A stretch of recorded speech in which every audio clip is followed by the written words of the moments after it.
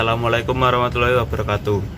Kami dari kelompok 2 akan mempresentasikan tentang tujuan pendidikan Islam. Pendidikan Islam adalah sebuah proses kegiatan menuju suatu tujuan karena pekerjaan tanpa tujuan yang jelas akan menimbulkan suatu tindakan menentukan dalam prosesnya. Idealitas tujuan proses kependidikan Islam mengandung nilai-nilai Islami yang hendak dicapai proses kependidikan yang berdasarkan ajaran Islam secara bertahap. Dalam hal ini pendidikan Islam tampil melalui tujuan yang sangat dengan konsep keutuhan. Dengan demikian tujuan pendidikan Islam merupakan pengembangan nilai-nilai yang hendak diwujudkan dalam pribadi peserta didik pada akhir dari proses kependidikan. Dan yang pertama, bagaimana kedudukan tujuan dalam mendidik Islam. Adapun kedudukan Islam pasti mempunyai tujuan untuk melangsungkan pendidikan secara baik dan seimbang.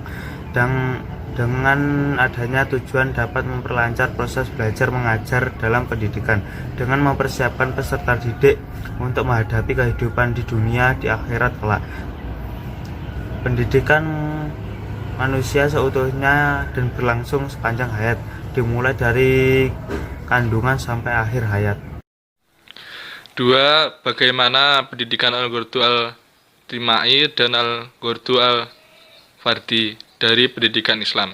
Yang pertama, Al-Ghurdu Al-Fardi atau tujuan khusus ialah pengkhususan atau operasionalisasi tujuan terakhir dan tujuan tertinggi dari pendidikan Islam. Al-Ghurdu Al-Ijtimai atau tujuan umum ialah segala usaha untuk meraih tujuan dengan segala pendidikan, baik pengajaran dan lain-lain. 3. Bagaimana perspektif Islam tentang pendidikan dan intelektualisme, kapitalisme dan humanisme. Yang pertama, berbicara tentang keintelektualan memang tidak bisa lepas dari dua istilah berikut ini, yakni akal dan ilmu, karena antara keduanya ibarat dua sisi mata logam.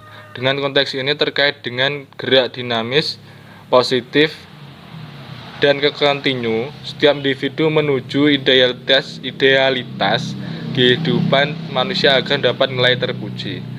Yang kedua, kapitalisme dalam perspektif Islam tidak boleh lepas dari kepercayaan seseorang hamba akan kehadiran Tuhannya.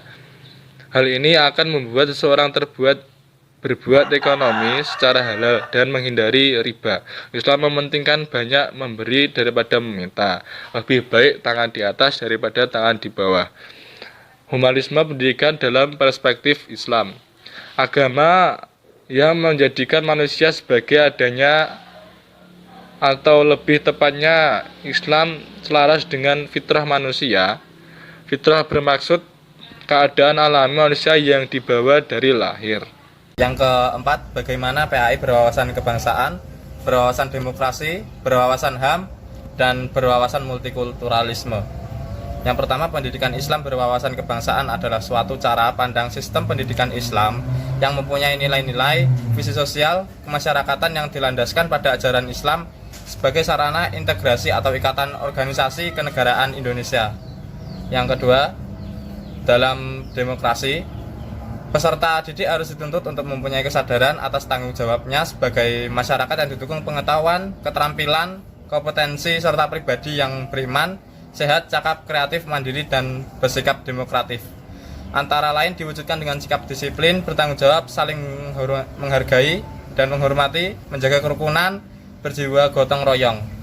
Dan dalam perspektif HAM dalam Islam diletakkan sebagai humurat atau kemuliaan, kelapangan, penghormatan. Dengan teori ini, pada hakikatnya manusia didudukkan sebagai makhluk yang dimuliakan Tuhan dan kemuliaan manusia tampak pula pada penciptaan yang sempurna. Selanjutnya, pendidikan agama dalam perspektif multikultural memiliki makna penyelenggaraan atas pelaksanaan pendidikan agama yang mempertimbangkan segala bentuk keragaman dan perbedaan kultur. Pendidikan agama berwawasan multikultural dirancang untuk menanamkan sikap toleransi, klasifikasi nilai-nilai kehidupan bersama menurut perspektif agama, pendewasaan emosional, kesetaraan dan partisipasi, dan kontrak sosial baru dalam aturan main kehidupan bersama antar agama.